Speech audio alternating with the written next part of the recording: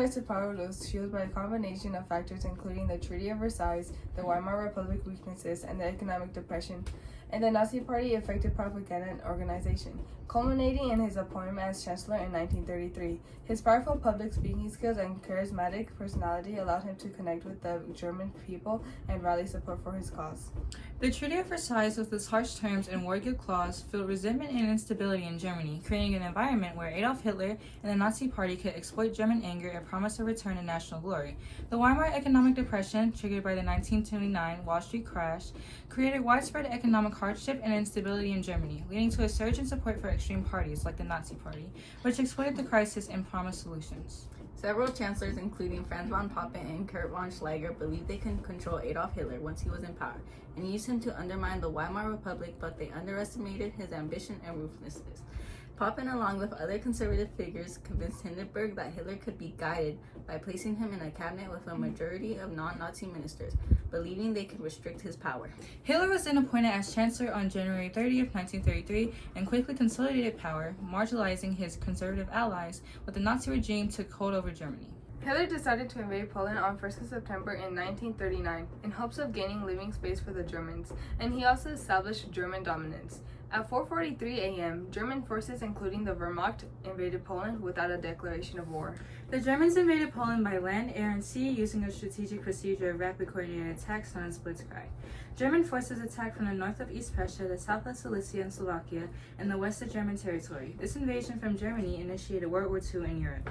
The Germans had amassed an army of 1.5 million men for the attack, with 2,750 tanks, 2,315 aircrafts, and 9,000 guns.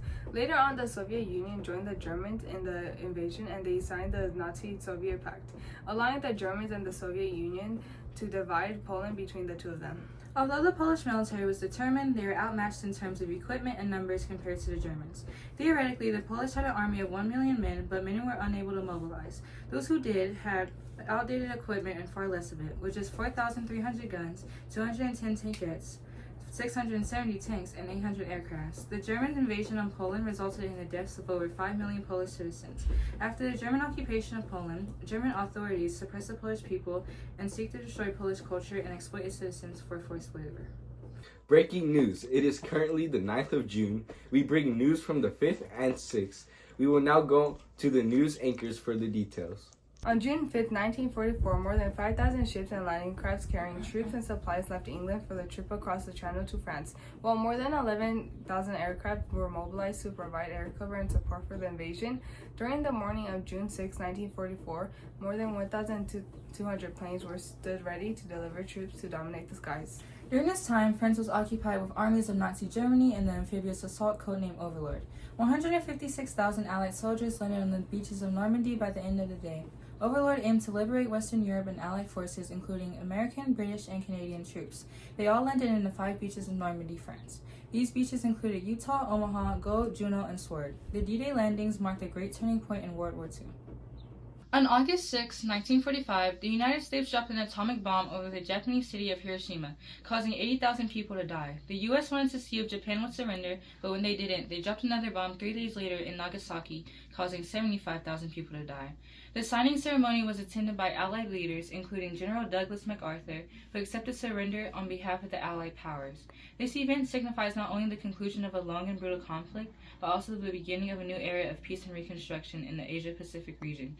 Across the globe, celebrations are taking place as nations reflect on the sacrifices made during the war. Cities are filled with jubilant crowds, parades, and ceremonies honoring the brave men and women who fought for freedom. The world watches closely as history unfolds in these final days of the war. We will continue to provide updates on this developing story and its implications for the global landscape.